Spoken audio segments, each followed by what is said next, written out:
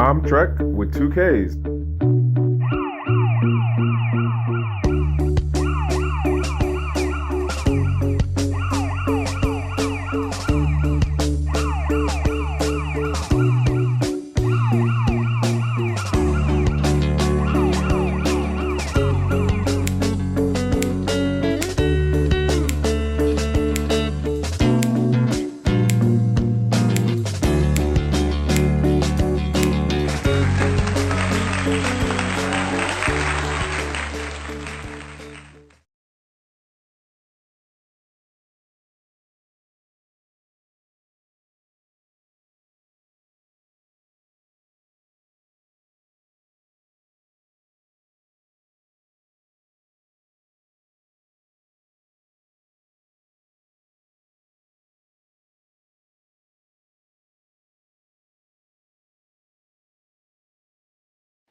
Why did it do that? All right, let's try this again. Hola, hola, buenos noches, buenos dias, buenos tardes, GnGs. My name is Trek with 2Ks, and this is Trek with 2K Live, aka Trek Talk. I just want to say it's a Monday. I hope y'all had a good weekend. I had the crazy, let's say like the last 3 days was just some like, man, the last 3 days was something. Um, and yeah, it's been interesting to say the least, y'all. Nonetheless, I am as usual running later than I need to on this crypto talk stuff or like this Trek talk stuff. And as you know, if you've been following for a minute, I'm not a price talk kind of guy. I'm not a financial advisor. I'm not a lawyer. I'm not a CPA, but I just been around the space for a minute. And arguably, I have unk/elder status. I should have put that in the hashtag unk, hashtag unk status.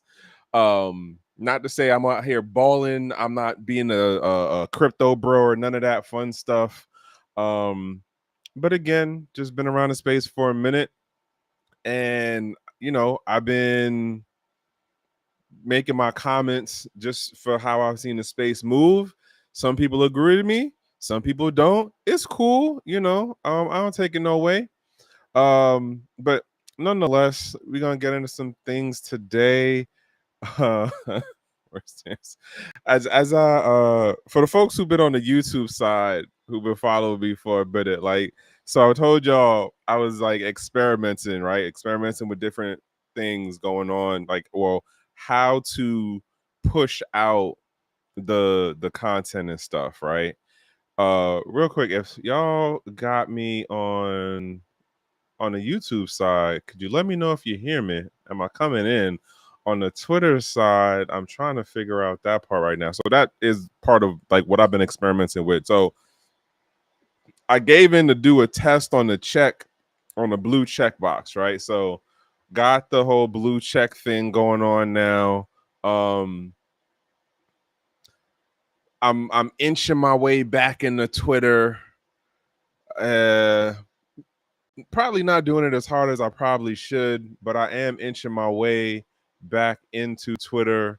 And, I jump in on things here and there as far as like reposts or like coming up. All right, thank you. I appreciate Prospector and Timenden. And all right, cool. Thank y'all. I appreciate. So over here, doing these different kind of experiment things. Yo, what's crazy? Well, not crazy, but it's interesting to note as far as how the viewership side is going, the numbers will add up later on the YouTube side, right? So let's say like over the next 5-7 days, it'll get into the couple hundred view count. But as far as the live go, I only been messing with the Twitter side for like less than a month. I want to say it's only been like what, 3, maybe a month now. And the Twitter side is where it's catching the view part at right now. I don't know if that also has to do with the whole posting out about going on the live, but we're gonna still give it a good 3-4 months to see, like, is this really what it is? nonetheless, I appreciate the folks on Twitch who check in on the live on Twitch. I appreciate the folks um on YouTube who check in on that side. If you're on my actual channel or if you're on the Gentleman of Crypto channel, and I definitely appreciate the folks who are tapping in on the Twitter, aka X side of it. And yeah, we're just gonna, run this forward and see how it work out. So yeah, good couple of 3-4 months down the road, we'll come back to see, like, was it worth I don't even remember how much the blue thing costs right now to do the premium account, because like with Restream, it's certain platforms you can't stream on unless you're doing the upgrade on that side to have the access. So you need the premium X in order to be able to do the streaming on Restream. But whatever, that's enough of the behind the scenes stuff. I must still say this as a shout out to Restream for making it that you don't have to have your camera and your mic on at the, like, when you initially turn on. Thank y'all for that update. Finally, it makes it so much easier to do the whole the no face thing with how the stream goes. This doesn't mean I'm not gonna work to get back to doing on camera, face on camera stuff. It's just a number of other things going on right now that it's not the higher priority of things. And plus I'm experimenting with this other stuff, right? So as we also see, I've been messing around with Grok. I've been using Grok to take my actual images and then seeing like what kind of anime style stuff it come up with. I'm gonna give a critique on, and I think we've had this issue for a while now in terms of like some of this general AI stuff, but Grok is not good with black people's skin. Point blank, simple as it is, compared to other AIs that you can mess with to do like messing around and doing like picture curations and stuff. Grok is not good with messing with black people's skin, even in the anime style stuff. But I'm just throwing that out there for now. But again, I'm gonna still be messing around with it for a little bit longer, just to see like how it progresses as it moves forward under the leadership of Musk. Interesting thing to note, total side note. What is it? Twitter is managed, or Elon did some funny thing where he sold Twitter to the company, I think that he has Grok like created by, but it's some weird funny thing that he did for like how the ownership of X, aka Twitter, works now.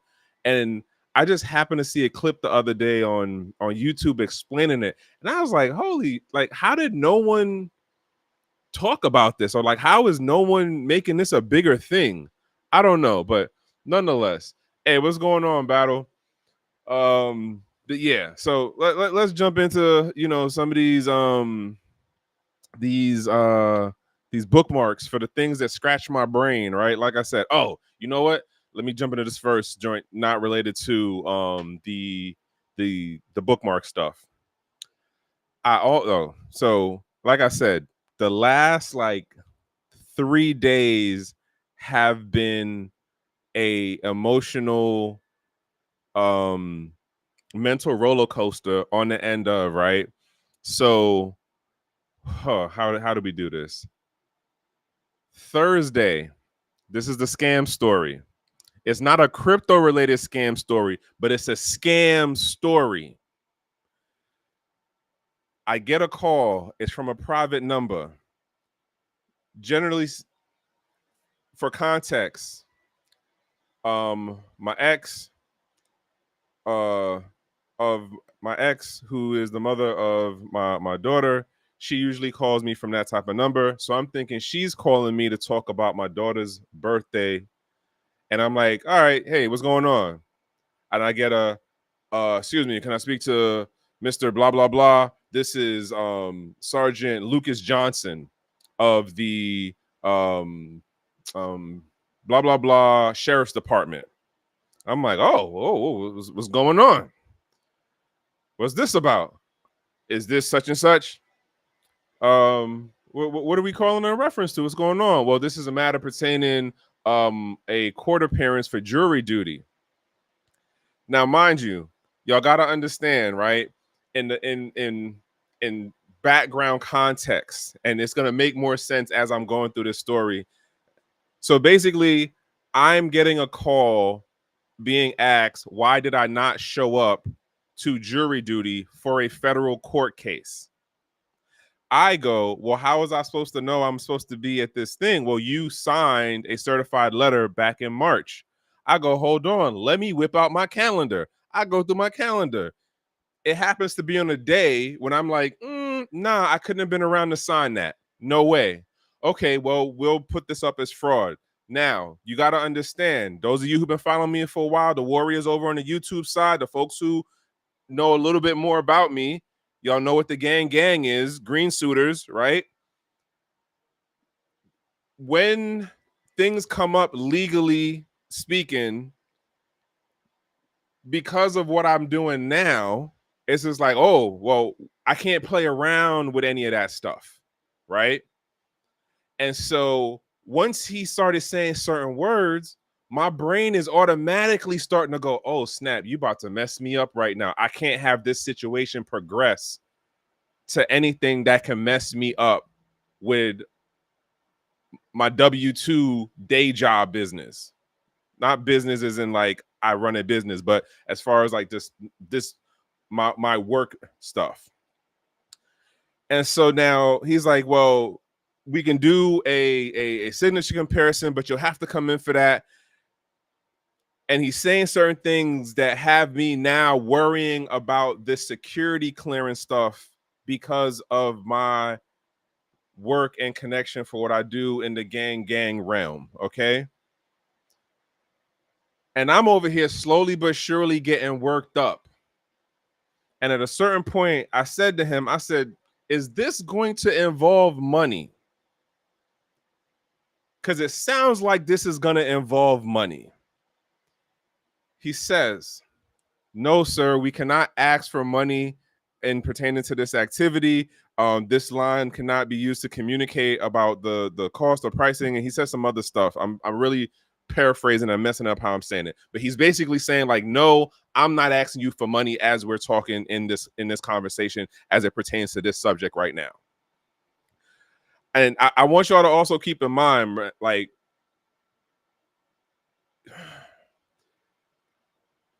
for the folks who are like, bro, you get in, like, you instantly heard it and it's like, oh, you just got scammed. Like that's what it is. You instantly took it as that. But you got to understand there's background stuff going on for what I'm dealing with, that like I can't automatically just write it off and start cursing the dude out on the phone or something. I have to wait. Let me see, where is this going? Like, is this a thing? Because if it's a thing, I cannot let this affect how I'm bringing my money in. Right. And so now here we go. He's going through the whole thing of like, well, okay, so here's how we have to deal with this. You can come in, we'll do this comparison on this whole signature thing, blah, blah, blah. So now I'm thinking about like, well, how the hell does that work that you can compare the signatures? Da, da, da, da. He's like, no, well, that was when the certified letter was signed. All right, fine. Okay, so that's one issue acknowledged. Then we get into the whole thing of like how I have to deal with the citations, because now he's telling me if I don't deal with these citations today before midnight, it will turn into a bench warrant. Y'all, when I tell you mentally in my brain, I was on 100. And I'm over here trying to be respectful in that you can't, like, you can get aggy about the situation, but you can't necessarily be aggy with the person, because like if the person is doing their job, and this is on the end of you thinking it's an up and up thing, you can't be quote mad at the person. You can't like go curse out the person, get smart about, because it's not the person. If this was a actual real situation, doing this is just like what the process is. So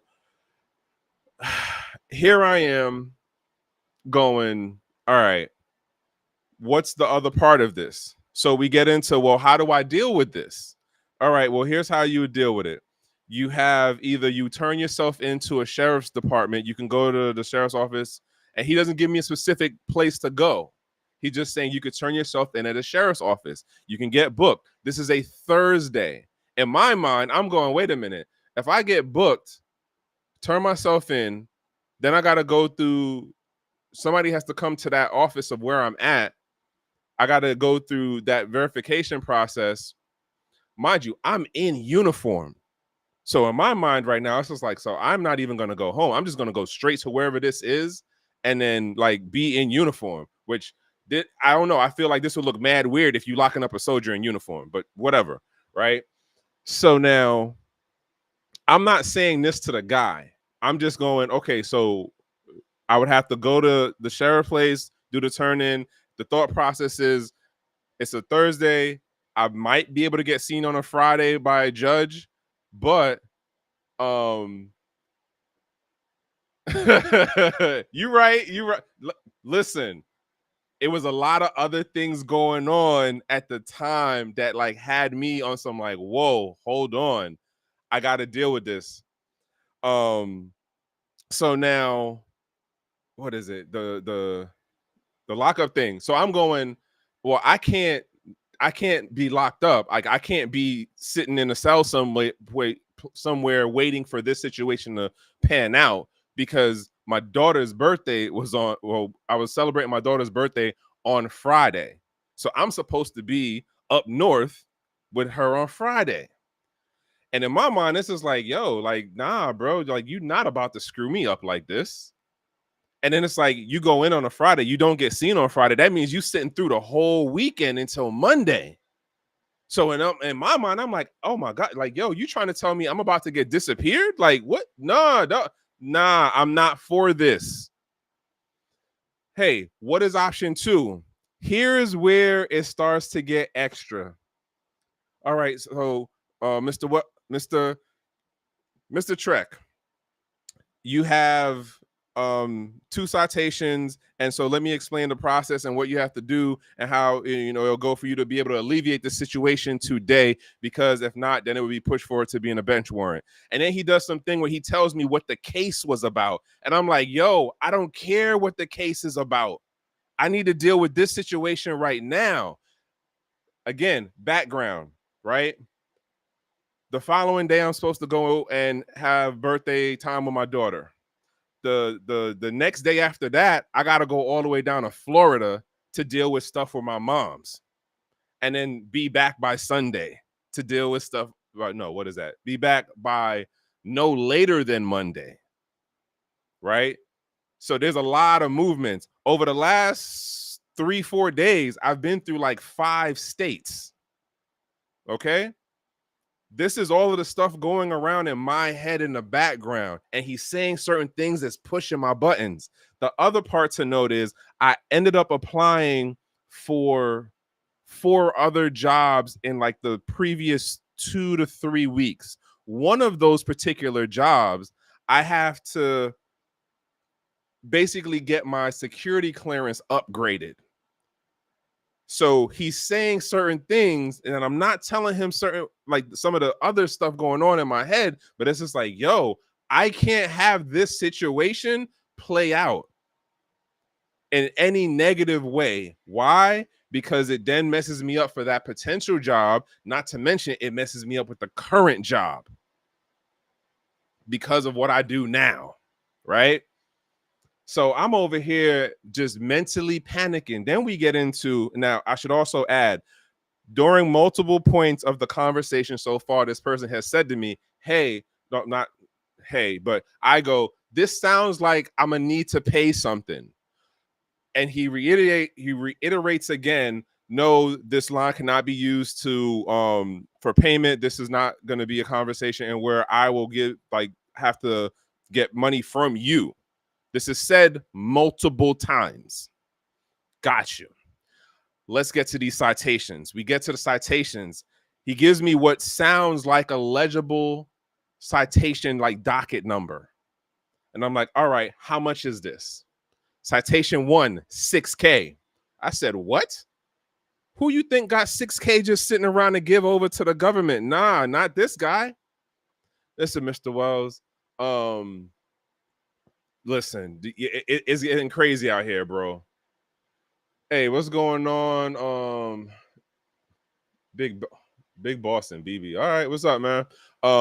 So now here you have it that he says that, and I'm just like, this is not happening. He's like, no, listen, Mr.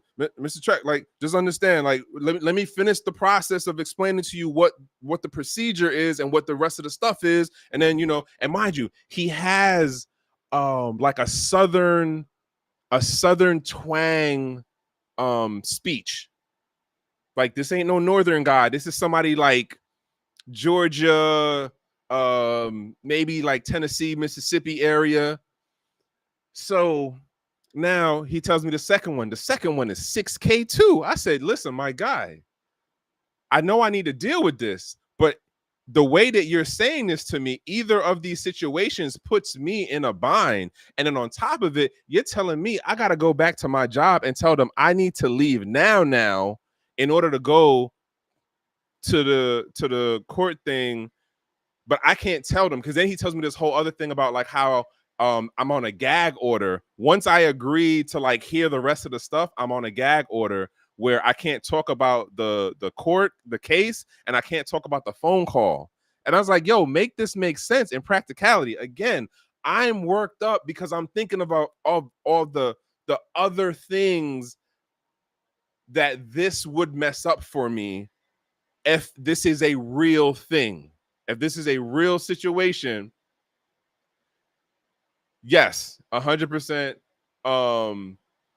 And so I'm over here mentally panicking out because of the number of things it would mess me up on. So now I make it back to my job. I'm speaking to one of the supervisors, and I'm like, hey, I'm on a recorded call right now. I need to leave to go deal with a situation. Thankfully, for how this situation works, that supervisor's cool with it, and I'm about to make my way. I'm walking back to my other building, about to grab my stuff to leave. Like I said, I'm in uniform, so I'm going straight. Like, we're going to deal with this and see how this play out. The other thing to note, so he tells me what each one of the citations are. This is before I walk up to see this the other supervisor. And he's like, well, you can also apply for a hardship. All right, let's see how this works out. So he's like, all right, so which option do you want to go with? And I'm like, you know what? Let's roll the dice and see how option 2 work out. All right, so what I'm gonna do is I'm gonna call a supervisor, then I'm gonna have them take over the phone call, and then they'll work to transfer you over to the financial department that will deal with that. So I'm like, hey, hold on a second. What's the address for, like, what's your name again? And I asked him some other stuff, and I started writing stuff down. And so when I asked him something about where's, like, this should have been, it's a number of things that should have been the trigger for me to be like, this is bullshit. But again, I got all the other things going on in my mind that relate to, I can't have any legal issues because of the job application stuff, and then because of the current job I have, and I cannot, quote, just be disappeared because I need to go spend time with my kids, right? And then I got other stuff happening where I got to go help my mother in a whole nother state and deal with stuff with that. Tickets already purchased, right? So now I'm having all of these things go on in my head. Like I said, have that particular conversation about the pricing. Then he's like, all right, I'm gonna switch you over to the finance department, and I'm walking on the way to the supervisor. Tell the supervisor I need to tell him, and then he's like, all right, deal with it, go handle yourself, let me know what's up when you get back. In my mind, I'm like, damn, I can't even tell this man I might not make it back. But nonetheless, I get the okay. I'm heading back to the other building. Your man comes back on the phone and says, excuse me, Mr. Trek, but could you give like kind of a ballpark figure of what you could possibly afford if when I transfer you over to the finance department? I said, wait, what? my guy, you've told me multiple times you can't ask me for money on our part of the conversation. He said, no, but if I get a ballpark number, I can forward it to the finance department and it'll better be able to help you for when you. I said, no. You said this. You're asking me for a dollar amount right now. What do I get, y'all? Click. That's what I got. When I tell you I was on 100, I was on 100.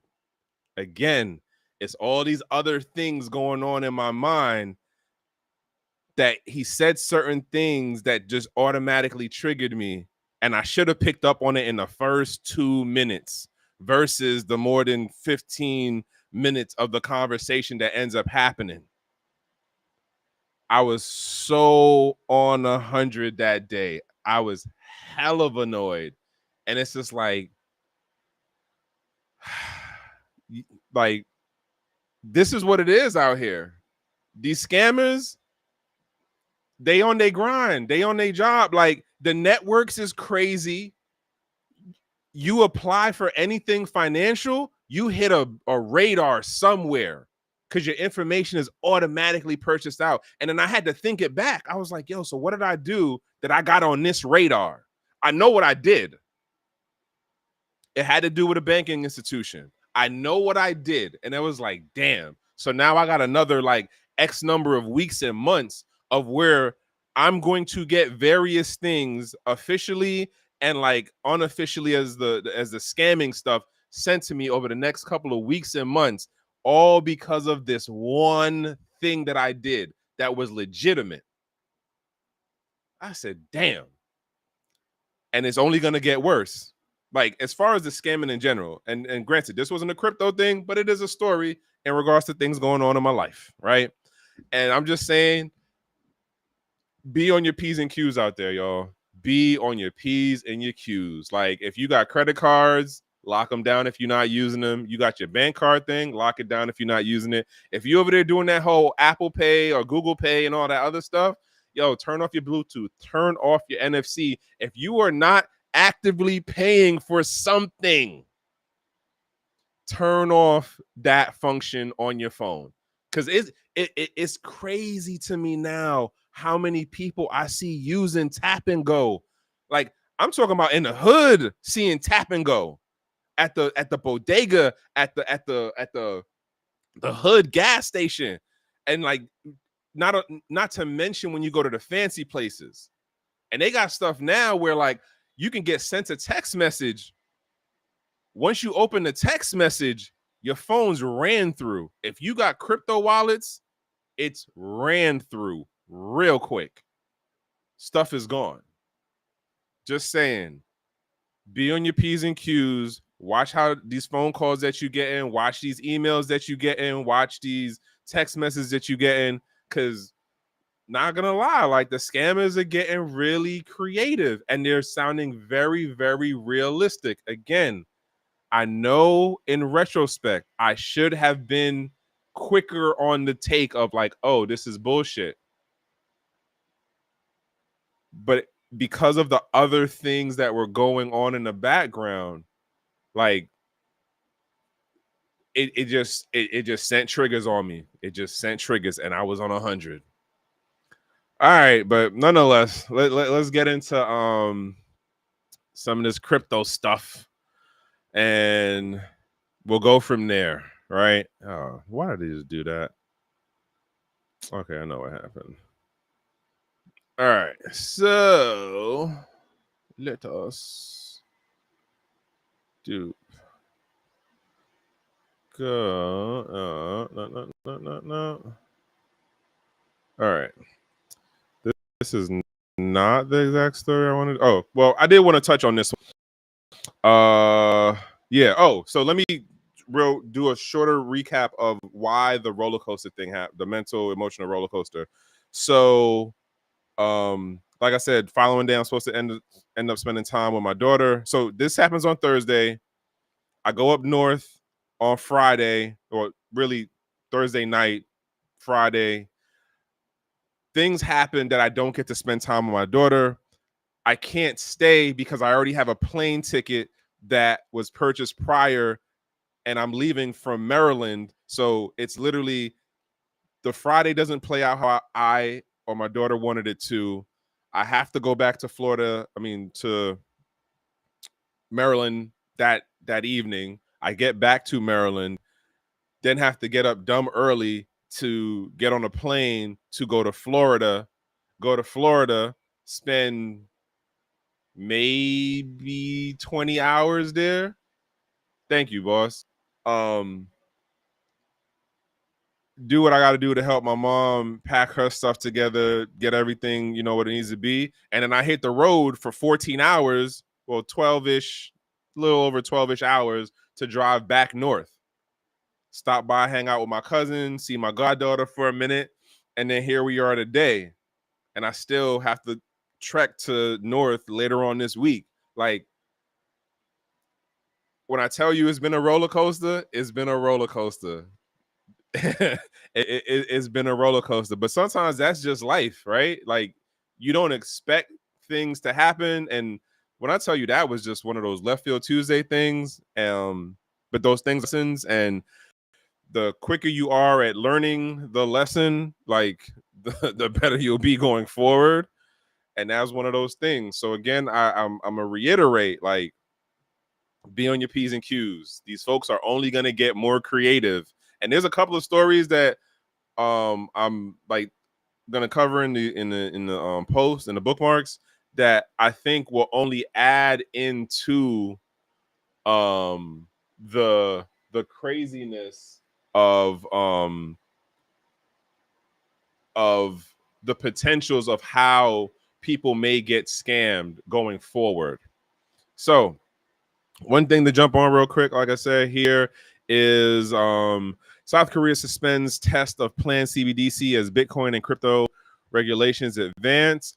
I'm curious on, like, what's the backstory on that. And for those who've been, down with this for a minute, I had said it a while ago about, like, how you're gonna see the proliferation of stable coins. I'm sorry, not stable coins, CBDCs, as per, like, that nation state or that block of uh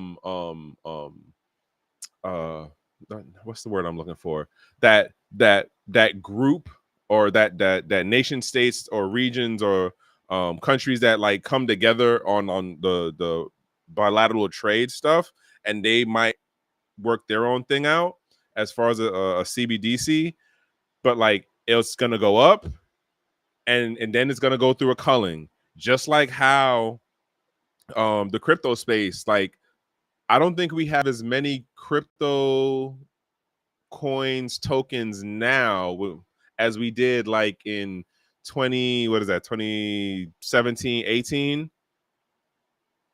Large in part, like, don't get me wrong, we still have the shit coins, the meme coins and stuff, but, like, and yes, it is easier to set up a token or a coin now compared to how much, like, technical you had to be back in, like, 2017 and 18 and stuff.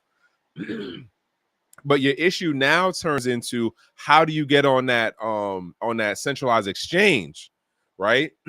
Excuse me. Because even if you can get on a DEX, the issue is, how do you generate the volume? Because now you have more of the potential masses are being funneled through the sexes, the centralized exchanges. And now we got TradFi is, like, right around the corner, and they're gonna end up being the next thing to cull how many centralized exchanges we have, either through buyouts, through mergers, or through businesses are just going to get closed down exchange wise. That's at least my take on it. That's my take on how I see this space moving forward. But in relation to the CBDC thing, like, the nation states are going to do their stuff, and I I didn't dig into like the behind why this played out the way it played out.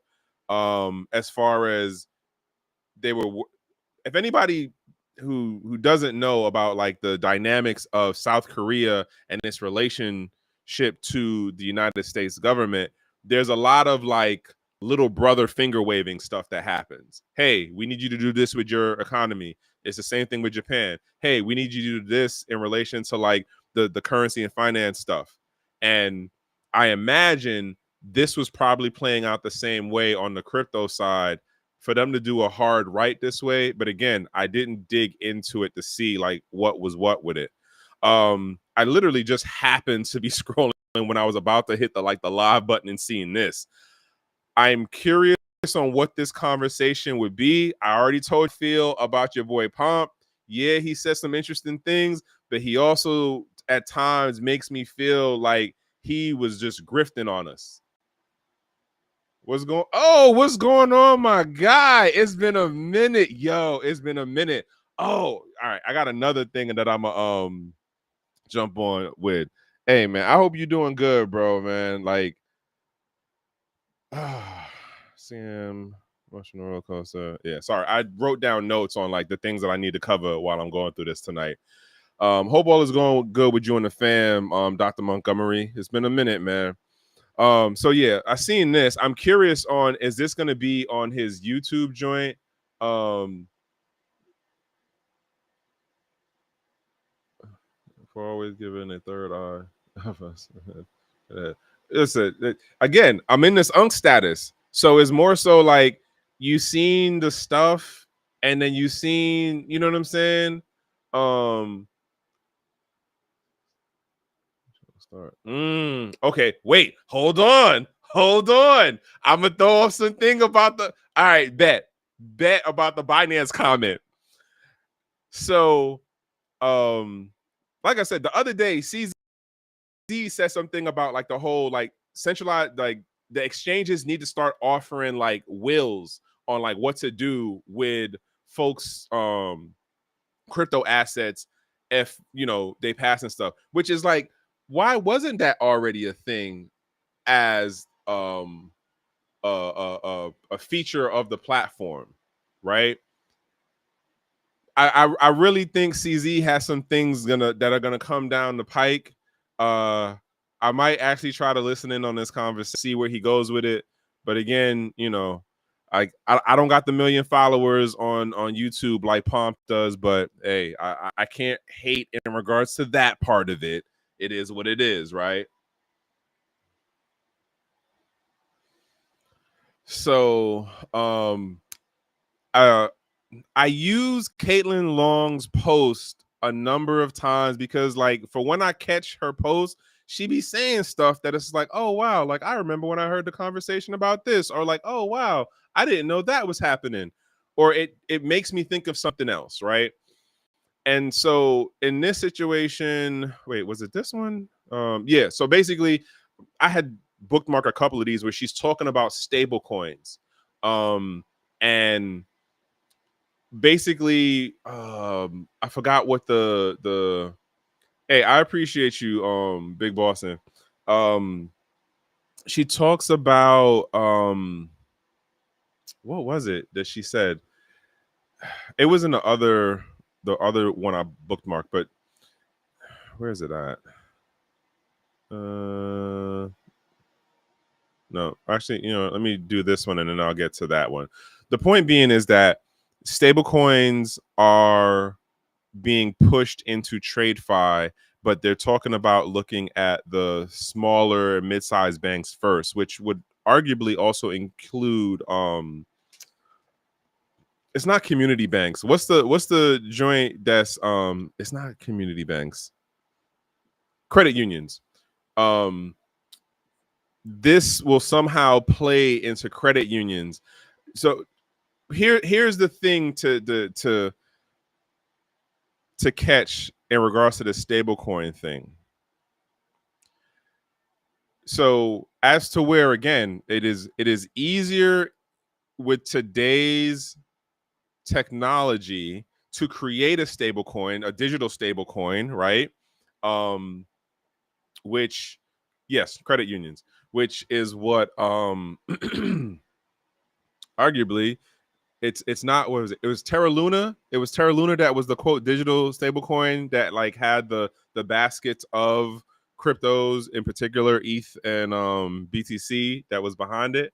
And that went how it went, right? So now the big dogs are Tether and USDC, which is through Circle, which is still connected to damn, I forgot the TradFi institution that is behind Circle.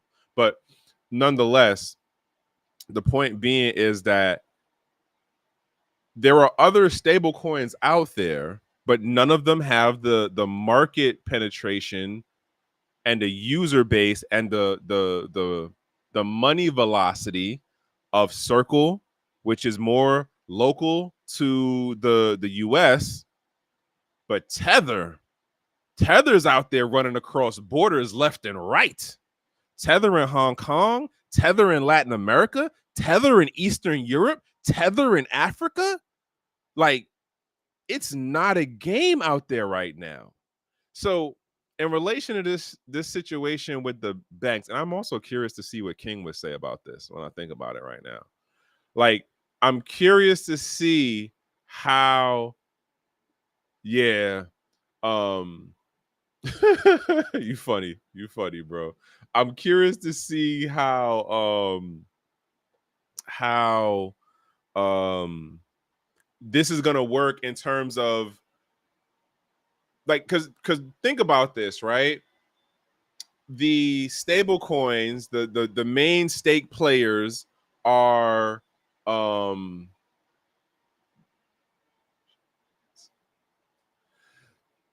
but all right, so the on-chain, I would argue that that is a very loose phrasing in terms of Tether to say it's all on-chain, right? Because at the end of the day, there's no cap on Tether. There's no, oh, well, we can only have 21 million. Like, no, just as there's no cap on Ethereum. But Ethereum has more on-chain proof validation to it than compared to a Tether on the technical back end, to me.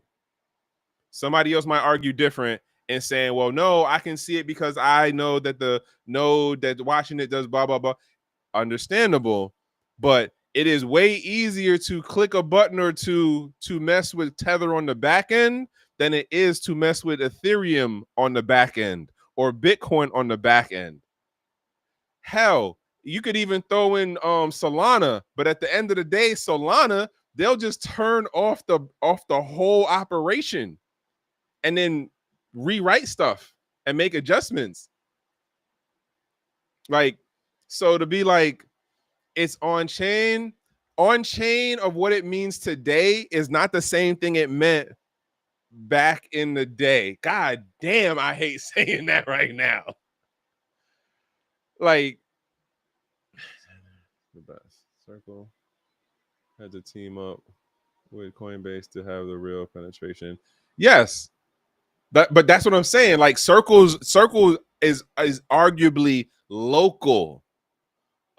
Tether, like when we had that whole situation with the Biden administration, Tether was like, all right, bet we just gonna go handle business outside the US.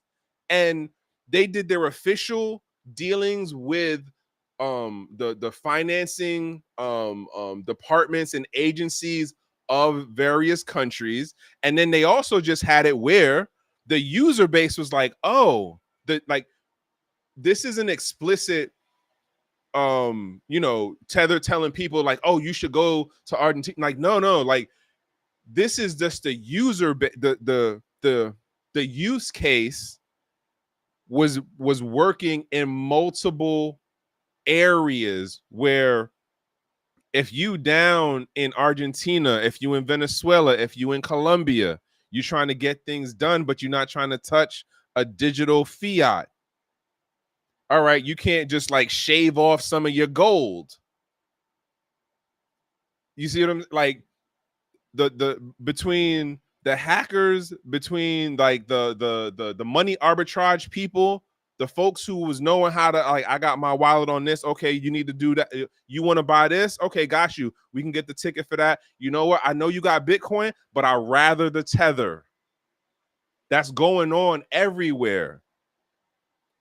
So from the black market to the gray market to the white market, Tether's running across all of those. How crazy is that? Who would have saw this 5 years back? Like, who would have really saw Tether crossing those type of markets? Because remember, when Tether first started out, it was straight up on them. We for the banks, we for the financials, we are for TradFi. Tether was not talking about being in gray markets and black markets. That was nowhere in their narrative. 100% KYC, 100% transportation, KYC, know your customer stuff. And yet, here's where we are in 2025. It's crazy to me, but it is what it is. And like, I can't be mad at it, because in terms of just like, in terms of the free market concept, the market said, hey, we like this product. It does what we need it to do in terms of being a financial instrument. It serves our purpose. And for the different nuances that you have from a Hong Kong to a Nigeria to a Argentina to Kazakhstan, it meets needs in each one of those areas. How crazy is that? Yeah, bro, like that's what I'm saying. What is it? Better market for Tether? I think that's about who? Oh, you okay? Got you. Yeah, on the global thing, but nonetheless, as far as here in the home state, well, home country, I'm curious to see how this is actually going to roll out, and I honestly think, yo, yes. Oh no, wait. I'm curious to see how this will roll out, because I honestly think that there's going to be a number of things that happen during this administration that arguably only the people within like the crypto space, or like within the financial markets or realm. I remember also I said, I'm saying this again, the phrase crypto space is not going to mean what we call it, what is not what we take it as in probably like another 5 years, 10 years max. Crypto space is not going to mean the same thing, if it's going to mean shit at all, in another 5-10 years. But yeah, like I'm curious to see how they will actually implement this on the end of because part of the issue is going to be this: you can't have, or at least the way that the traditional financial world argues it, we cannot let people have capital and not know the provenance of that capital, right? So, did you work for it? Were you gifted it? How did you get this? Where did it come from? Who is the person or persons that you're connected to that generated this, that ended up with you? And now you want to try to use it as a regular person in this financial realm.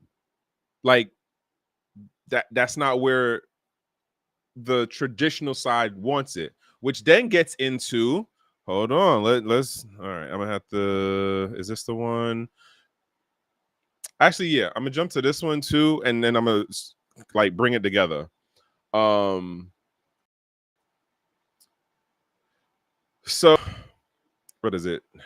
Alex Grieve, I'm probably saying his name wrong, but Alex Grieve today Senate votes on the big beautiful. Cynthia Loomis has an amendment that would unlock a huge growth of U.S. crypto, de minimis, staking, mining, tax timing, mark on market, etc.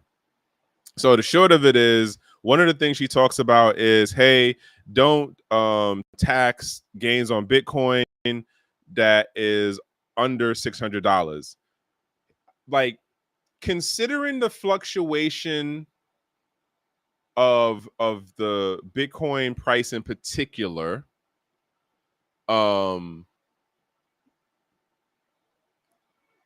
how fast do you think you would equal? Because remember, BTC is priced in USD. So let's say you did 5 transactions over a year, and let's just say the price moved up multiple times in the year, but each one of those transactions you did were like, let's say $90, 2-3 of them might have been over $100.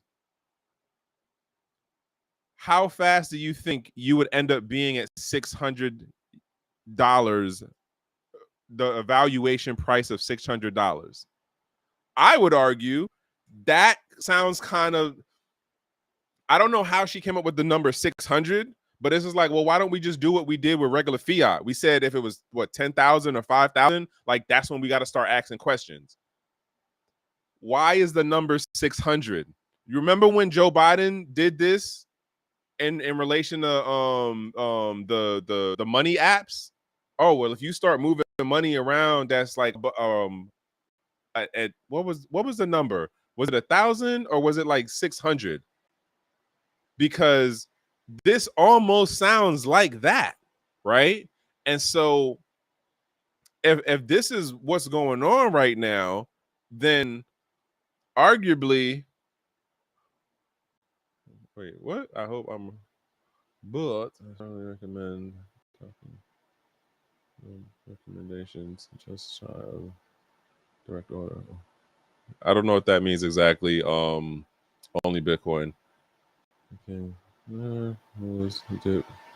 Because equal actions for people. I'm sorry, I'm reading the comments like while I'm trying to say this thought. But my point being is, I don't know how she's running with the number 600. I still stand on what I say about her. I don't think she's actually a friend of crypto. I don't think that for what the I don't think that for what she's suggesting, it sounds good on face value, but it literally just like slow creeps us back to traditional finance stuff. It in my opinion, in my little humble, some random guy on the internet who's not a CPA, who's not a tax guy, who's not a lawyer, who's not a financial advisor, what she's suggesting slowly walks us back into TradFi, because even TradFi is making its changes. And I'm still also on the same thing of, for all this talk we have about the administration is really different. This administration is different than the last administration. They're more crypto friendly. They're more pro blah blah blah. I need to see the IRS situation change for me to believe all of that. Like, until something actually comes out of the IRS where it's like, all right, here's how we're moving going forward. There's no question on how this is going to work going forward, or better yet, like, there's no, hey, we're gonna say this now, but like next administration we're gonna change, or like, oh, we're gonna go with this for a little bit, but it's only gonna be like an exemption window of like 2 or 3 years, and then hey, we're back to square one. Like, no. Like, obviously we're not going to get to have the level of anonymousness or pseudo-anonymousness that we were talking about with Bitcoin going forward. Obviously, the government, especially considering what is going on in this economy locally and globally, is not going to let people be able to just hold capital in their pocket and not get a cut of it. That's just not gonna happen. And if anything, if you notice what's going on, like we're and what's his Bassett, the treasury dude, he, oh my god, they literally put all of the granted the tariffs aren't where they said it was going to be, but the way that he's arguing, or at least the administration in general is arguing, like, oh, well, there's no inflation and inflation isn't really crazy or anything right now. It's like, but you know that in order for you to actually get a better and accurate picture of how these policies work, you need at least 3 months, minimum 3 months to pass. We are only, we're just making 6 months of the administration, just making 6 months. And you only started pushing this stuff in the last like 2 or so months, but like full minimum 3 months to be like, okay, here's what we see going on with our trade stuff. Here's what we see going on with the pricing. And they're like, oh no, there's no inflation. There's nothing happening. Look, the tariffs didn't hurt the American people. I'm calling bullshit. And I'm only calling bullshit because of what I see in my pricing of things. And then like the smarter economist people that I pay attention to. Yeah, it's crazy out here. Ability to manipulate the money picture. Yes, of course. That's so for what you're saying, only Bitcoin, that is the Cantillon effect. There's a whole paper thing about that. What's the dude name? Uneducated economist. He talks about the Cantillon effect all the time. And it really, for what we see happening now, and especially with this big, beautiful bill thing, and how it's supposed to basically be a tax cut for all the rich folks and then screw over the regular average Joe American. And that's not my interpretation. That's me paying attention to other smarter economist people saying like, hey, this isn't going to lower the American debt. This is going to increase it. And they're doing like smoke and mirrors with how they're saying on one side we're cutting money or we're cutting waste and access, but on the other side they're spending like crazy. And then the things that they're telling people are going to bring in money is not going to bring in anywhere near what's needed to pay this debt off. But yet they still want to give like tax reduction and incentives to people who are already wealthy and rich. It's wild, but this is where we are. This is the country we live in.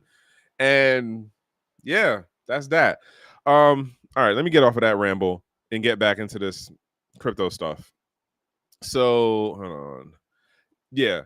As far as this thing with the no capital gains, like I said, it doesn't make sense in practicality to me because I do not see us being out of the woods for having like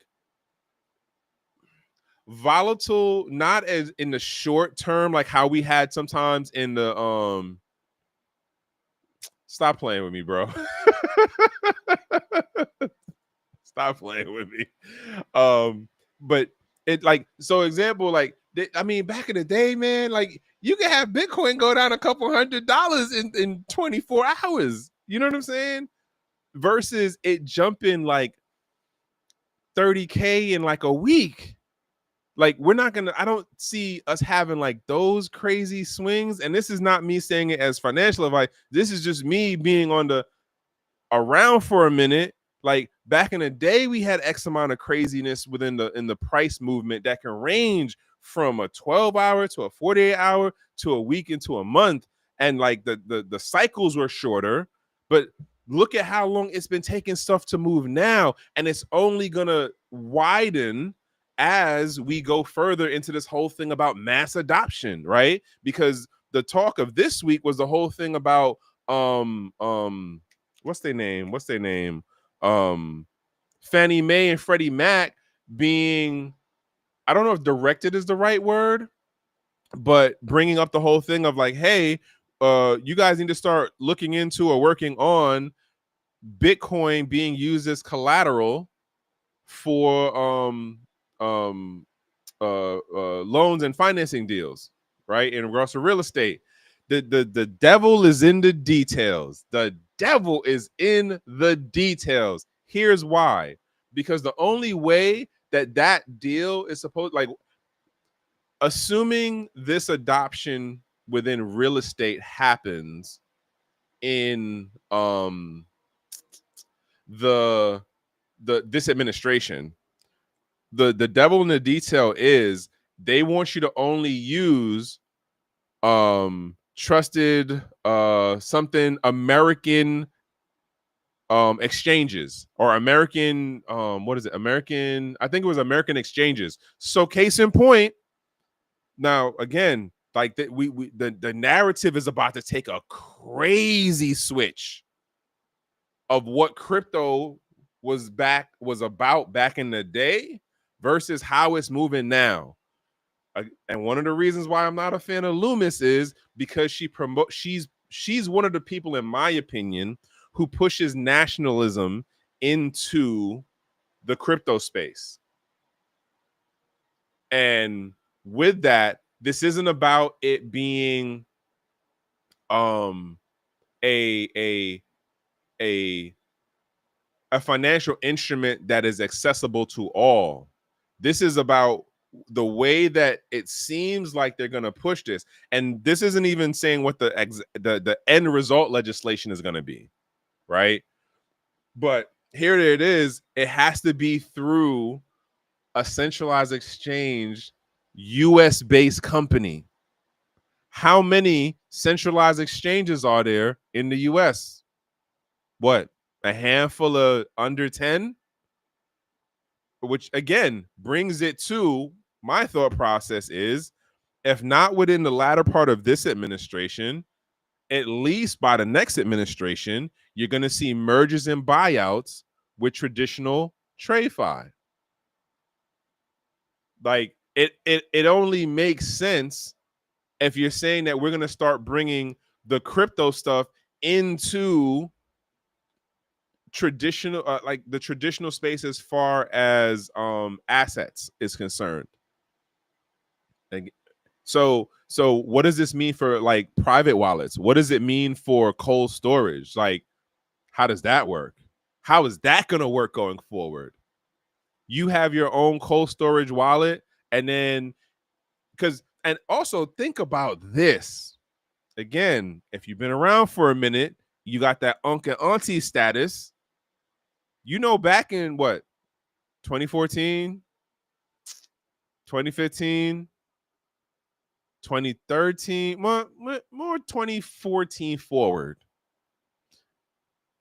people were using crypto, aka Bitcoin and Ethereum, here and there with the Litecoin stuff, to purchase real world assets, cars, homes, jewelry.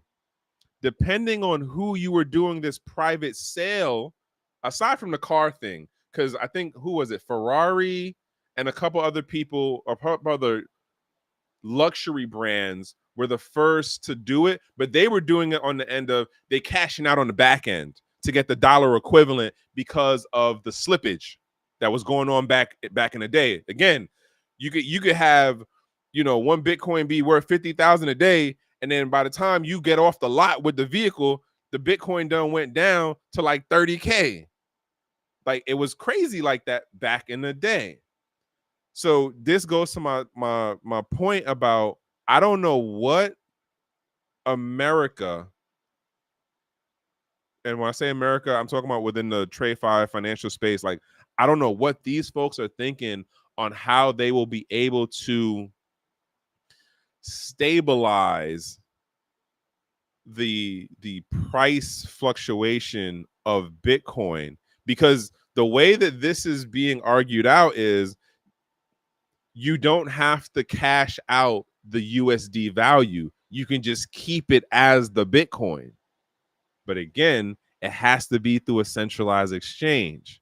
You can't have this in your private wallet and go into the bank and be like, well, I only make like, 40K, but I have, 100 and something K worth of crypto.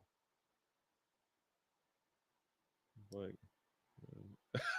you funny, bro. You hilarious. You's hilarious right now, sir. Wait, what did I say? Oh, you know what? I'm gonna jump. I might touch that. I might touch that subject. You heard about your new lieutenant colonels, like, bruh. How Mark Zuckerberg is a lieutenant colonel? Make that make sense to me. That Mark Zuckerberg is a lieutenant colonel. He's not a lieutenant. He's not a captain. He's not a major. Your man gets to jump straight up top. What? Anywho, that shit right there is irking my soul, man. That one is irking my soul. But anywho, so like, how is this gonna work going forward? And again, like back in the day, like the whole pizza thing. If I remember right, I don't think the pizza place. I don't think they cashed out the Bitcoin immediately. I think they did it after the fact. Because I remember there was some stories that were talking about like, well, what would happen if they kept the Bitcoin? They didn't keep the Bitcoin, but you've had people from back in the day buy and sell real world assets and keep the crypto. It's like, oh, all right, well, you know what? I got this car or I got this house thing, but those were more along the lines of private sales. And then granted, not everyone kept the crypto asset, but some people did. Now we're bringing it to the financial realm, the financial world, and it's going to be hey, well, you can keep it in the crypto asset. You don't have to convert to the USD, which then also gets into how does the business deal? What? Bruh, like Zuckerberg, the dude from PayPal, Palantir, that dude, and I forgot the fourth person, but it's four of them. They're all lieutenant colonels now. How long does it take to be a lieutenant colonel, bro? Like, if you follow the traditional track, it takes like more than 20 years. Yeah. That, and ironically enough, they set up a whole new, I think it was a battalion or a brigade for them in the reserves. So like they're directly under the federal eye, but they couldn't put them in to like active. I don't know like how I imagine there was some level of pushback. I know I'm going off on a tangent. I imagine there was some level of pushback from the Pentagon folks being like, hold on, my man. You want to set up a whole new division or sorry, brigade that deals with like technology and AI and futuristic stuff in the active army, and you're just gonna put these four people who ain't do none of the training, have none of the basic soldiering education or experience, and you're gonna make them lieutenant colonels? I'm also curious on like how did NGB, the National Guard Bureau, see this? Like, did they just go, listen, we're just gonna push this to Compo 3, or like did they try to push it at Compo 1 and then active folks was like, nah, bro, sorry, Colonel General, nah, we're not gonna co-sign that. Because arguably it would make more sense of like, all right, we want to give them a more federal line so they would be reserve versus being guard, because then you got to figure out what state would accept that. So it kind of makes sense to push it in the reserve, but like when I seen the story, bro, I was flabbergasted. Like, Sorry, I'm off on the tangent. Whatever. Let's get back on this crypto talk. All right. What was the other one? It was the tax thing. Again, it doesn't make sense to me until I actually see something out of the IRS. This is funny. No, this was funny too. Hey, Cold Dior, how you doing? Yeah, it's wild out here, man. Like, I got a whole set of thoughts on how things are going with our service, but I'm not here to. That's not what the channel's about. Yo, you know what? I'm a run that idea a little bit more around in my head before I actually say this. Fast track. Yeah, at least minimum 15. Mm-hmm. Yeah. Wow. But like I said, bro, and you know what? Let me stop trying to run down that rabbit hole because that's just a whole deep ass rabbit hole onto itself. But as far as this Bitcoin tax thing, and then did you also know that various states have capital gain taxes? I did not know that until the other day. I was listening to something and they were talking about, or I was either listening or I was reading something, and they were talking about capital gains taxes for the state. No, a matter of fact, it was something on here. I don't think I had covered it. That's what happened. I don't think I covered it, but it was about capital gains tax for the states. So each state has this varying thing about capital gains tax, which means even though the federal government might say one thing about how it looks at capital gain tax for crypto, it doesn't mean that it will be in sync with what the individual state says.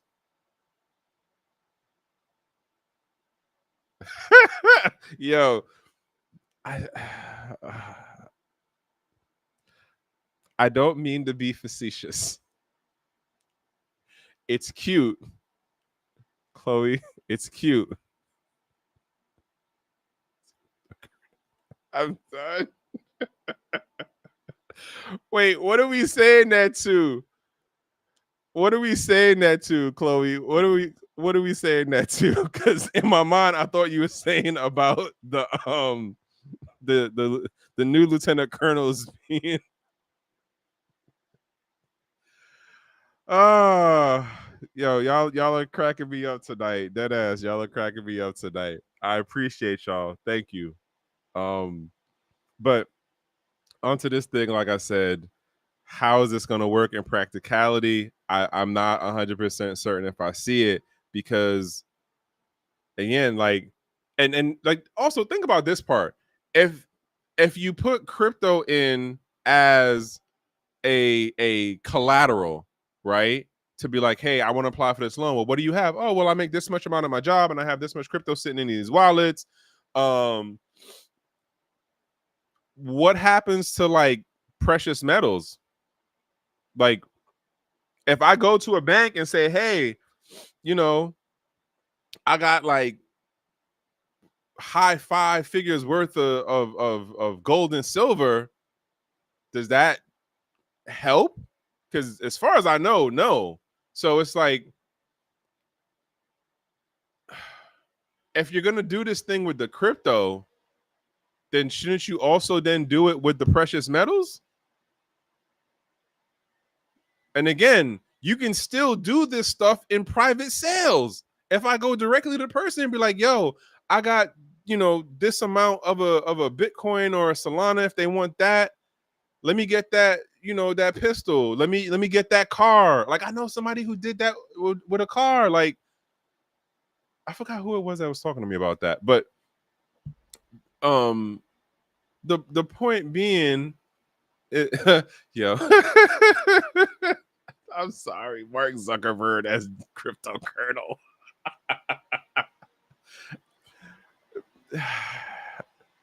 It's fun. You know that meme that is with Sheldon sitting on the couch and it's like, it's sad, but it's funny at the same time. That's what this has me thinking and feeling right now. It's sad but funny at the same time.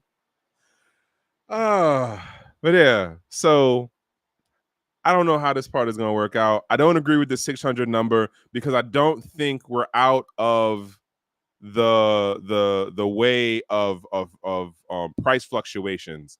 And in 1 year, like it could literally take you 3 to maybe 8 transactions to all of a sudden be above $600. And you know, like, how's that gonna work? What was the other thing? Oh, I thought this was interesting. U.S. Supreme Court on Monday declined to hear Harper versus Kinder. I don't know. I know I'm probably messing up that name.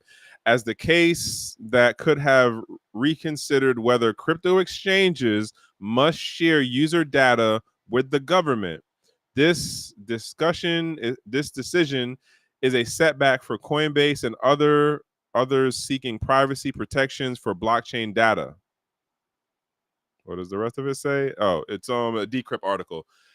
That's a big thing right there.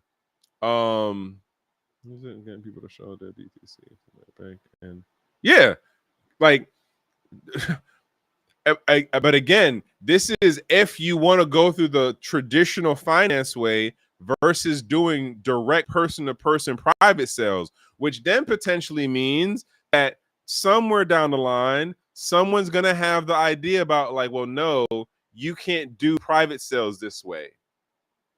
Or, well, no, you can't use your own wallets to do blah, blah, blah. If it's not a wallet that's through a centralized exchange. Oh, the confiscation be crazy that way. Again, like I don't know. For me, the horizon is going to be mergers and buyouts, and I don't see Coinbase doing the buyout. Potentially, I see Circle, well, USDC, either getting bought or something. I don't see Tether. I'm not 100% on Kraken, but like I said, there's only a handful of American registered exchanges, centralized exchanges. So we're not even talking about the DeFi, quote, DeFi exchanges. Like it's gonna be wild. It's gonna be wild, right?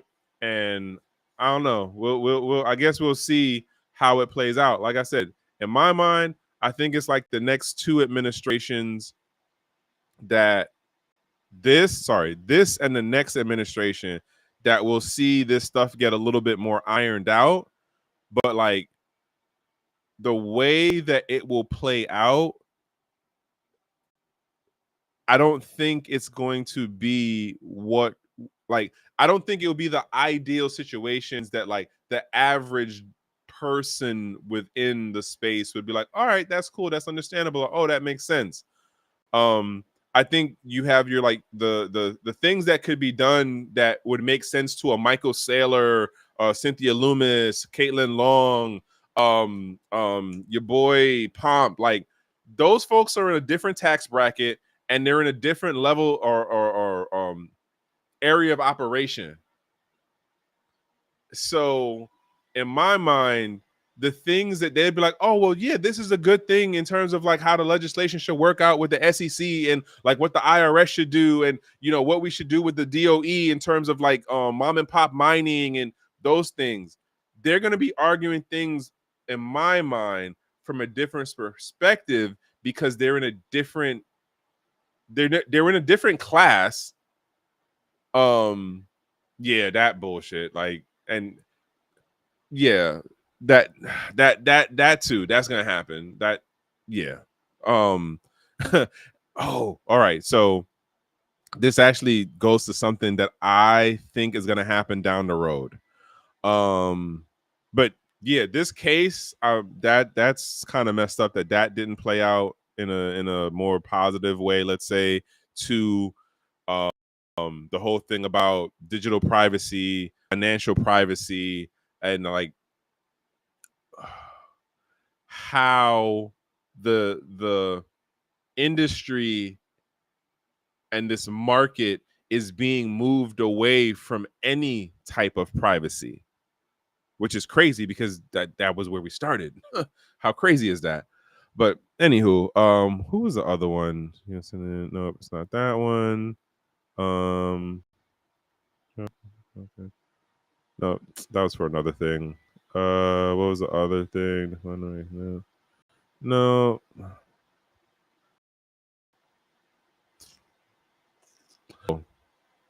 What was this one? I think I've seen this earlier in the week. Housing. Yeah, so HR 1664, Deploying American Blockchains Act of 2025. Like I said, this whole thing, I would argue, started Trump's first run about like this pushing of the nationalism stuff into it. It's gonna mess us up. It's gonna, let me not say us. It's going to mess the space up once we really start, because in my mind, that's literally just us turning back around and doing what we did with the fiat currency as far as weaponizing the USD. So, like, we see how that worked in traditional TradFi, where we weaponize the USD, we weaponize Swift, and look where that got us. And then now we're about to do the same thing on the crypto stuff. And you are literally going to have people beating you over the head, telling you, well, this is a good thing for us. This is a good thing for America. What do you mean you don't want to protect the American dollar? What do you mean you don't want to protect the American economy? Bruh, like, I want us to do business. I want to be able to get things at a fair and reasonable price. I don't want to be taken financial advantage of for how our economy and our financialization of our economy works. Like, that's the issue. But you know what? I'm just some guy on the internet. You know, like, I'm just some guy on the internet. You agree with me? Cool. If you don't, hey, it's all right. Comments is open. You could always drop a line. Again, something to pay attention to here in regards to this HR 1664. You'll see, where it gets pushed to. What was the other one? Belief, just now. Yeah, so this was the initial thing that I was talking about with the federal housing thing with Freddie Mac and the other one. Oh, you know what? I'll just jump on this real quick. I'll save this for a whole nother reason. But this whole thing that's going on with how Trump is talking sideways about Powell, what is mind blowing to me is that even if he wanted Powell out and he got the next person in, like, Powell doesn't just like make the decision by himself for how the interest rate thing goes up or down. It's literally a group of folks who have to vote. He just happens to be the public spokesperson that has to go out in front of the camera and say stuff. So like, and it just is really weird to me that Trump is making this targeting thing on him when it's not a solely him. It isn't that he just gets up and be like, all right, today I'm gonna, take it up. Click, press the enter button, and now it went up 2 basis points or whatever. Like, that's not how it works. And yet, when you listen to mainstream media, they would have you think that because Trump is bullying or making sideways comments about Powell, it's all on him. When it's like, but that's the other crazy part. No one is actually explaining the process of how it actually works. They're sideways towing the line that it's all on Powell. And it's like, nah, that's not how it works. Bruh, like it and I forgot who I was listening to, and they were breaking it down when they were like, this was a couple months back when he first started talking sideways about Powell, and they were then, oh God, I can't remember the name of the guy, but like I said, like I be telling y'all, like I pay attention to different people, and then it's like cross-referencing what they're saying. And that was one of the things that he had brought up when they first, no, a matter of fact, so that was during Biden's administration. He was talking about that, where it's just like, hey, don't be fooled by what's being said through the administration. It isn't solely on Powell. It's literally a committee of people that have to vote on the issue of raising it up or down. Because remember, they was talking sideways during Biden's administration too about him. But it's like, fire him or not, like whoever you brought in next, there's literally only one vote. Like it doesn't matter if you brought in a lackey. You still got to worry about the other people who also vote.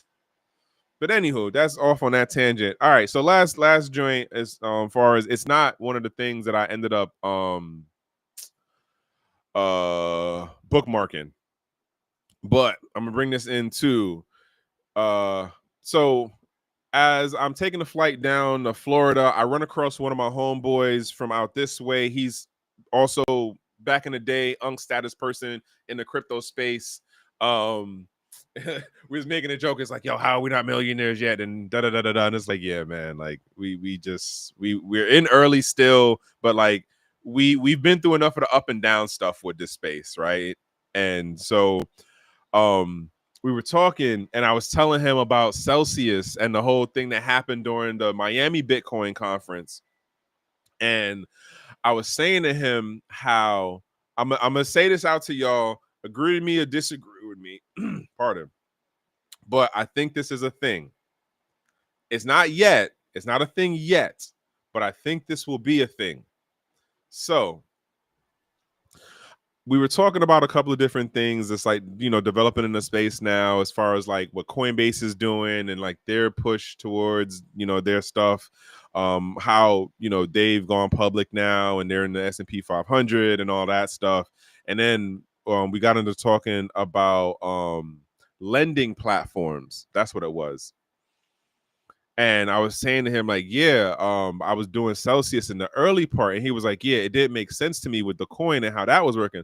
I was like, you know what? I didn't mess with the coin because by the time I got to Celsius, you couldn't do the coin thing if you were like the US resident stuff. So whatever on that, right? But if you had whatever crypto you had and it was one of the things they would use within their ecosystem, boom, you was good to go. So I was telling him, like, yeah, so like that's how I was messing with it back then.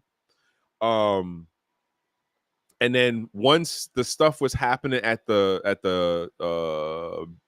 Bitcoin conference in Miami, and after they had that whole big hoopla of like, yeah, we got this and we want to do that and da da da da da da, and then like the next 48 hours, you started hearing little grumbles and whispers. I was like, yeah, I'm done.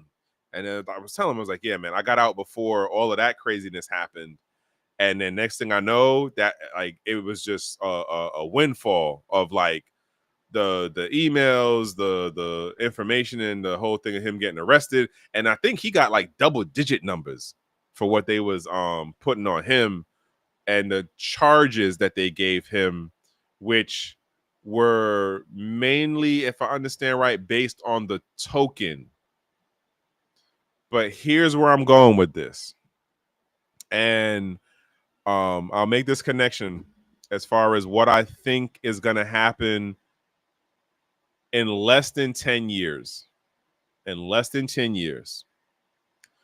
So, I think that the model that Alex was using to do his lending mechanism, his ecosystem setup. Now, granted, there are other platforms that do a form of lending But as we saw, remember, what's the platform that Pomp used to be with?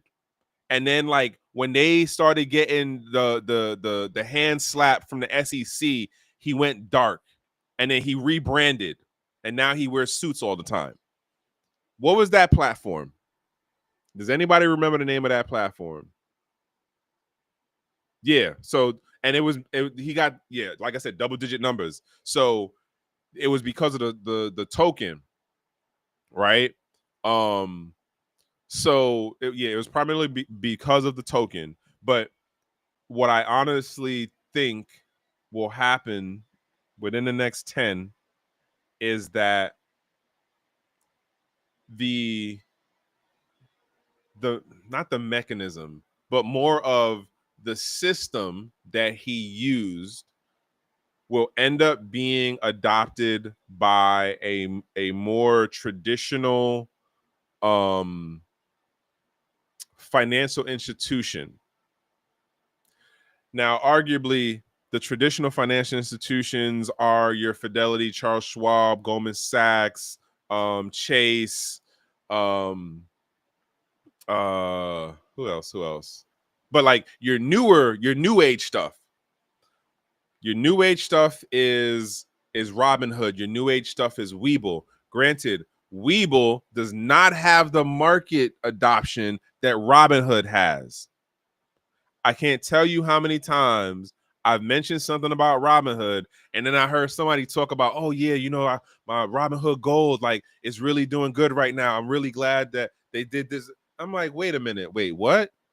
Like, you do remember that they had the Wall Street bet situation, and in the Wall Street bet situation, what's his name? I think his name is Alex too. He went on a whole PR run explaining to people BlockFi. Yes, thank you, Voice Crypto.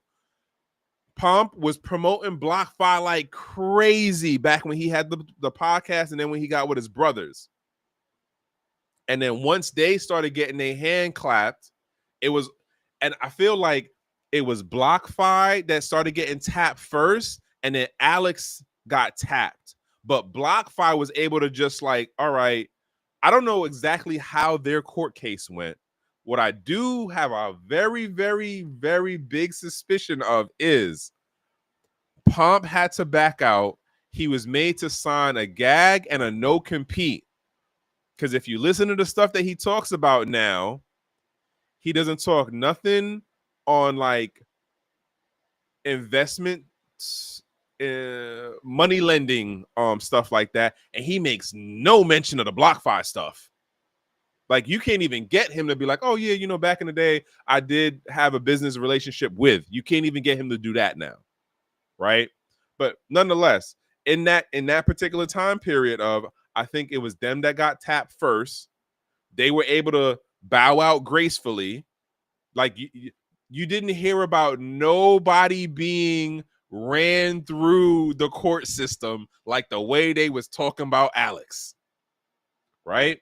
So the like I said, the system that I think Alex used, I think will get adopted by someone. My first initial thought is it would end up being Robinhood. And the reason I say this is because what's the comedian dude's name? Jon Stewart. Who was the person who had the Tonight Show? Not the Tonight Show. Is it Jon Stewart? Somebody check me on that one. I feel like I'm either saying his name wrong, but nonetheless, he did this whole breakdown. I forgot who he had on as a guest. This was during C19 when like he jumped into doing the YouTube podcast stuff. He had somebody on and they were talking about financial stuff. And it was around when Robinhood did the Wall Street bet situation. And he did a breakdown of how Robinhood's system and how their ecosystem works for the money in from the PJ traders, and then you had the buffer of where the platform was like, all right, the money came in. There's a dark pool thing behind the wall. Citadel, which is like a major back-end investor for Robinhood, sits in there somewhere too. The bottom line is that system, that model, is the same model Bernie Madoff went to jail for and died in jail. For those of you who don't remember that far back, Bernie Madoff was basically stealing from rich people and giving money to other rich people. And apparently he did it to the wrong person, because after a number of years, somebody finally told, because they was too fucking pissed. And so he went to jail for fraud and embezzlement and some other stuff, and he died in jail. Nonetheless, years later, we see that Robinhood uses the same model. I think that the same thing is going to happen with Celsius. Yes, old Bernie. I think the same thing is going to happen with Celsius. The model that Celsius had is going to get picked up by who, I don't know exactly, but I'm kind of betting on Robinhood, because also look at it. Robinhood was like the first one to do micro stocks. I think Robinhood got that before Webull. If you look at Charles Schwab version of a micro stock is, well, no, that's a lie, because they have, well, the ETFs are kind of a different animal than compared to like a traditional stock. Which again goes to my point about how like the model and the mechanism that Robinhood uses.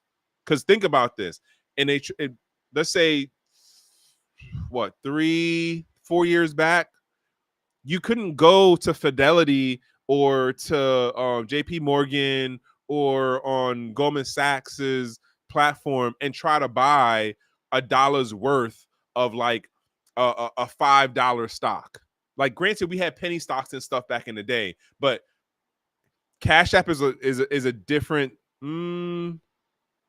Yes, but I think Robinhood jumped on it before as stocks. Cash App lets you do Bitcoin in 50 cents and like $1 and stuff like that. Like, Cash App had that early. And then they threw in the whole like roundup thing, which used to be, God, what is the name of that platform that did the whole like rounding up your spare change when you did cash purchases, and they would buy you the Bitcoin. I can't remember the name, and this is like 2017, 2018, or like 2016 or 2017. I cannot remember the company that was doing that, but X amount of these features are not new.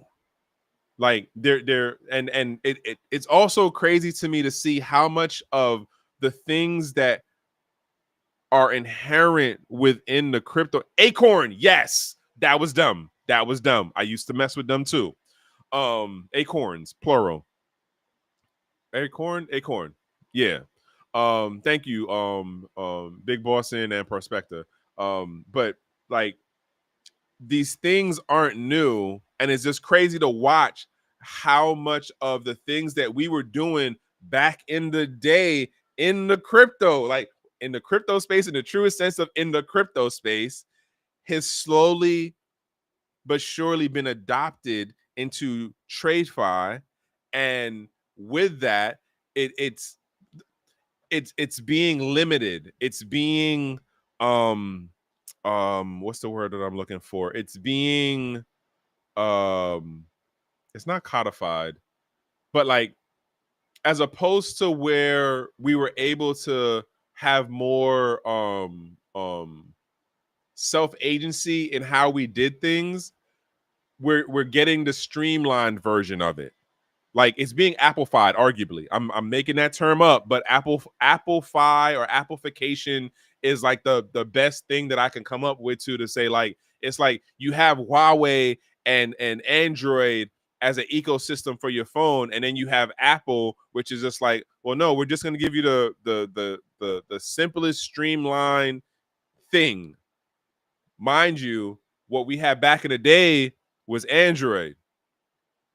What we're being moved towards is Apple. But there's also this other thing over on the other side developing out called Huawei. And I'm curious to see how that's going to play out over the next 10 years.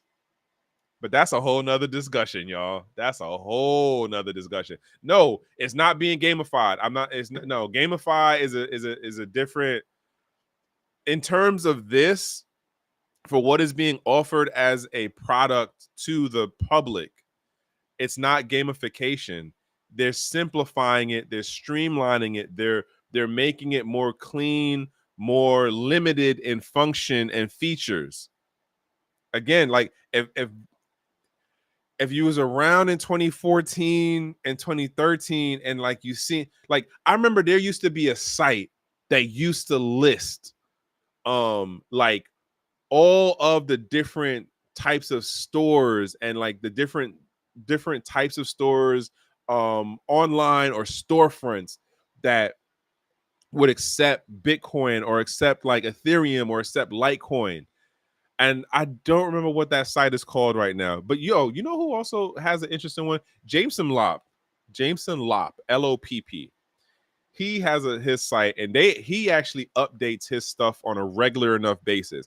It literally takes you like months to go through all of the links on his site that relate to like the education around Bitcoin security, around Bitcoin coding, around like the developments over the years, over like the wallets and like even if you're just looking at like trying to find places and ways to spend crypto or your Bitcoin in particular, like 101 links. Oh yeah, 20. Okay, I'm not trying to talk sideways or I'm not trying to talk down to you on Big Boston. It just all right. So this is why I feel like I'm in the unk/elder status because I'm in the 2011, 2012 like class. So it was a different vibe and different thought process. It was a different um um ideal and the marketing and the narrative and the messaging was different back then to what's going on now. Like that's the whole, you know what I'm saying, thing to it. So like when I and that's why I be going through these tangents about like, oh yeah, you remember, and I be throwing out these years. It if you weren't around during that period, some of the stuff that I'm saying is just like, get the fuck out of here. Y'all was doing what? Like, I remember I was doing plane tickets back in like 2014 with Bitcoin. I done lost how much Bitcoin? I don't even know right now because I've had multiple wallets over the years. Like, do I not kick myself in the butt for not being more aware and conscious of like tracking that stuff? Hell yeah.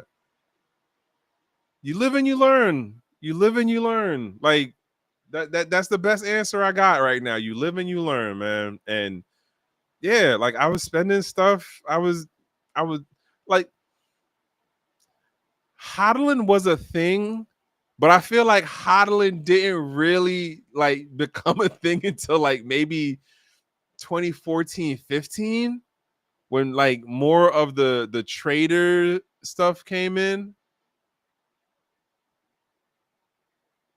Like yeah, like back then, like I said, like it was just more like, all right, well, this company takes it. Then you had like local Bitcoin, and you could do. You're like, oh, let me get $5 worth. Like there was I've met some of the folks from back in the day who was selling like Bitcoin, just like, hey, we'll meet you here. And like, there's a dude in DC, like some of the early folks, they have some of the craziest stories in law enforcement experiences on how in the early day,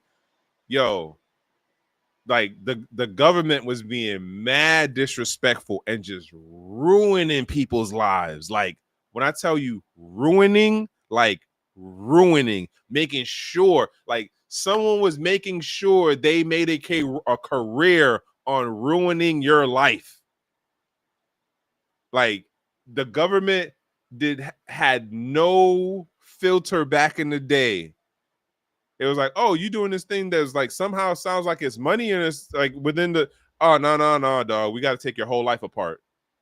We got to put you on special list now. Like I know some folks that I've come across over the years, and it's crazy to hear some of the stories and how the things that they experienced back in the day when the government was just like, yeah, we could just turn your whole life upside down and there is nothing you could do about it. And it was wild. And then I only imagine for those folks from back then to look at it now and be like, what you mean Coinbase is on the S&P 500? What you mean you want to do a Bitcoin reserve? Like, I can only imagine how some of those folks look at what's going on right now. Crazy. Like, I know the dude who was the like the tax guy for Charles Schwab before he ended up getting arrested and put in I want to say jail, or was it prison? I think he went to prison. But like he got crazy stories too. Like, oh yeah, like I said, Unk status been around for a minute. You know, I don't know everything. I don't know everybody.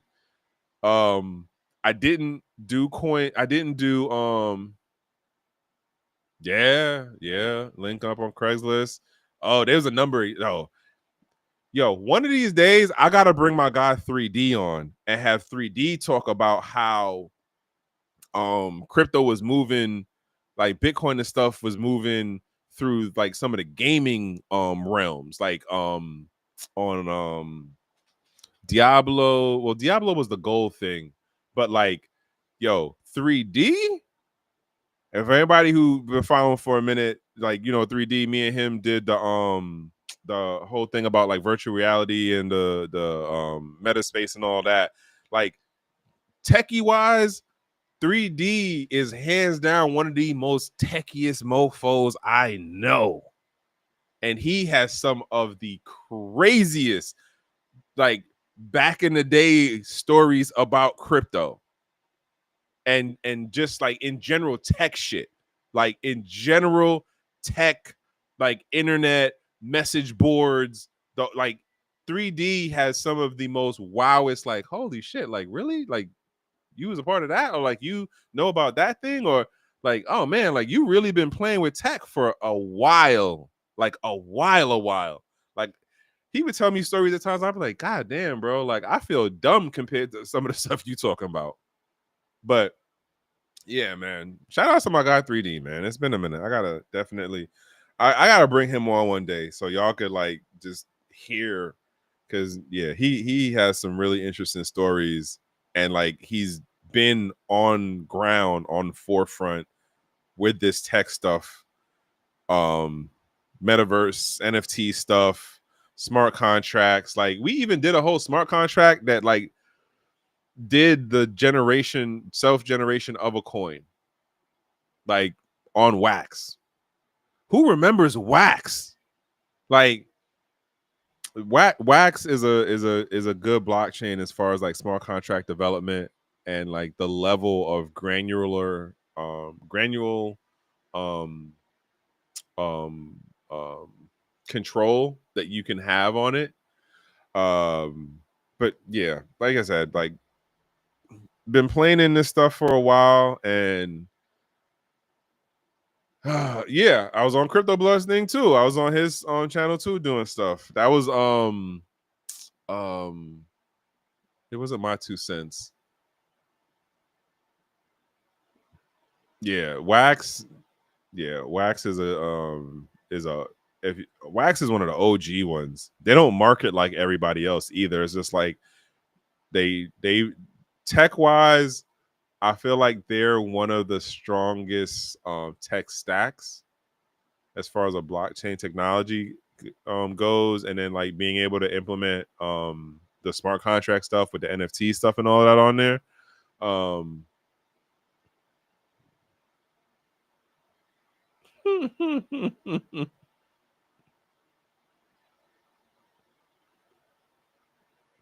yes, a number of games was on there. Yo, fucking oh, shout outs to my guy Ken Bosak, because Ken became a millionaire off of wax. Like one of the smartest guerrilla style marketing people I know. And that dude had like a real simple South Philly beginning, um and did his thing, man. Did his thing. He's another one that has crazy crypto stories. The man has traveled the world off of this crypto, and he has some crazy stories for the people that he's met through crypto. But yeah, all right, yo, I am running way long tonight. I really got to start figuring out what to do. Oh, engine. Wow, I don't remember. I haven't heard that one in a minute. Interesting. Interesting in the Asia market.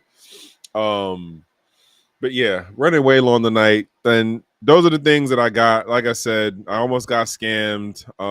Shit has been an emotional, like life roller coaster. You saw the bookmarks for what they are, as far as the Cynthia Luminous thing with this new like potential tax amendment that she wants to put into the big beautiful bill. Again, from everything that I'm listening to, it is not going to be advantageous to the average Joe Jane US citizen. We're going to get screwed money wise because the debt is not going to go down, which means our taxes as the regular average Joe person will not go down. And yeah, I think that the Celsius model will end up getting picked up by one of these traditional TradFi companies, whether it be through the acquisition of a crypto exchange, whether it be a DeFi or a centralized exchange, but somebody's going to end up picking it up within less than 10 years, and they're going to turn around and sell it to the public like it's the newest, greatest thing since sliced bread. And the folks who aren't going to remember Celsius are gonna be like, "Oh wow, this is great!" Like, "Oh, are you in on this? Oh, I'm doing this through my retirement thing." But yo, that's gonna be another crazy thing about the bubble that's gonna be hyped up to be sold to pension funds. But that's like a whole nother animal and rabbit hole to dig in on. But I don't got time for that right now, y'all. This is like nearly 2 hours. Nonetheless, it's Monday. I hope y'all had a productive day. I hope your weekend was not stressful. I hope that you got to have enjoyable time either within yourself and your own solitude, or like at least with family and friends and like good company, positive company. If you're around the toxic folks, like, hey, like try to figure a way to exit. Hopefully somebody around you is putting you on to, like, you might not want to be around that person too much longer. It's crazy just with how I'll be looking at the internet stuff now, like the stuff that I see in my YouTube feed and even like the Twitter stuff. And man, like the YouTube feed is crazy for like the level of negative stuff going on out there with folks. Like I literally just listened to the story earlier with a dude quit his job because his girl was like, "Yo, I'm making this money on TikTok. Let's move out to Vegas." And he did it. And apparently she was physically and mentally and emotionally abusing the dude. And she took full advantage of your boy. Called the cops on him, beat him up in front of the kid, everything. And then was talking crazy to him because she was, quote, the breadwinner. It's wild out here, man. It's wild. Pardon me. But nonetheless, as I say, from one human to the next, the best thing that I can wish for you is to be in a safe space, in a safe place, and in good company. And hopefully the rest of your week goes to where it's productive over busy. And that's what I got for y'all. Until the next one, I'm on Twitter, I'm on Twitch, I'm on my YouTube channel, which is Trek with 2Ks. But y'all see, I mainly pushed through the Gentleman of Crypto. I'm also doing the thing live on the what's this thing called, the Twitter side. And like I said, I've just been experimenting with this stuff, and we're gonna see how we're gonna go through the rest of this decade with this social media stuff. And we're just gonna keep making my commentaries, and if you agree, cool. If it makes you think, even better.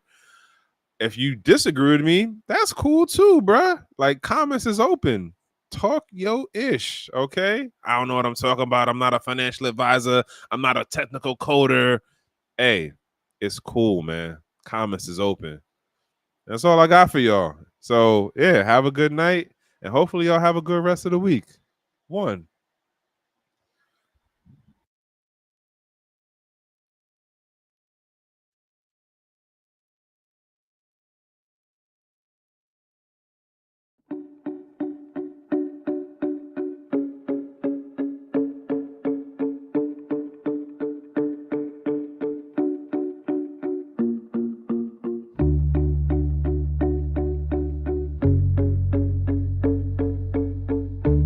I'm Trek with 2Ks.